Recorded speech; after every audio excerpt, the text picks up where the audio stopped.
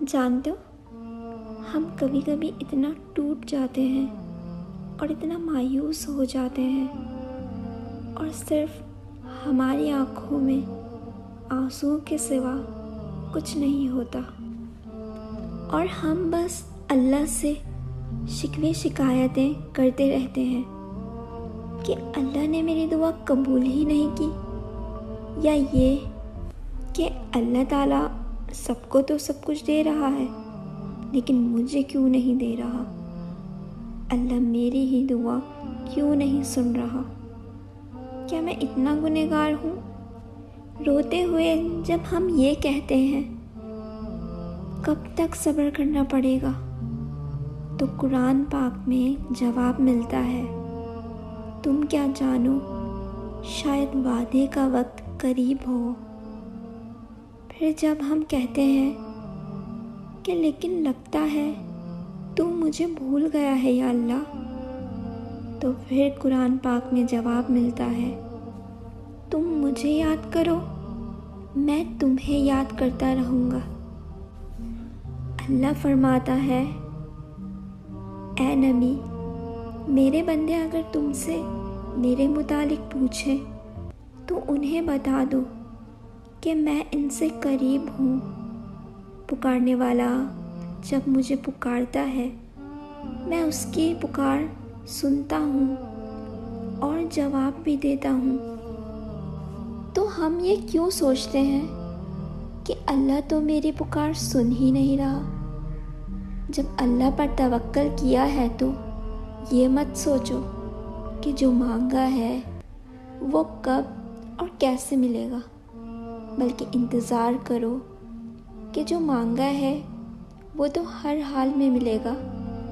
کب اور کیسے اب یہ تو اس کا فیصلہ وسیلہ بنانے والے پر چھوڑ دو نا۔ جب تم ناممکن حالات کے باوجود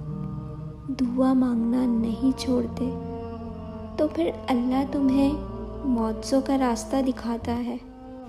چاہے ساری دنیا مل کر تمہیں مایوسی کی طرف دھکیل دے،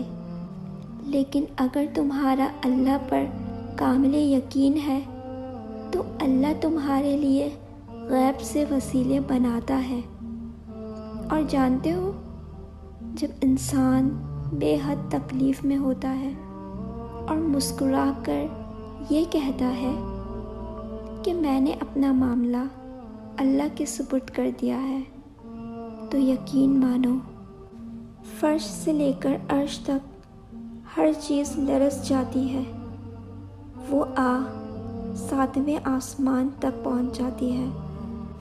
ٹوٹے ہوئے دل سے نکلی ہوئی دعا اور کبھی رائگاں نہیں جاتی، اور جب معاملہ اللہ کے سپرد کر دیا جاتا ہے تو ظالم کبھی بھی بچ نہیں پاتا، وہ بڑا رحمان اور رحیم ہے۔ اور جب تم نے کبھی یہ نہیں سنا، وہ بڑا ذوالجلال ہے۔ اور ایک بات بتاؤں، اگر تم تھوڑی سی آزمائش سے ڈر کر اپنا یقین ہار بیٹھ جاؤ گے تو تمہاری دعائیں کیسے قبول ہوں گی؟ قبولیت کا ایک اصول ہے، صبر رکھو،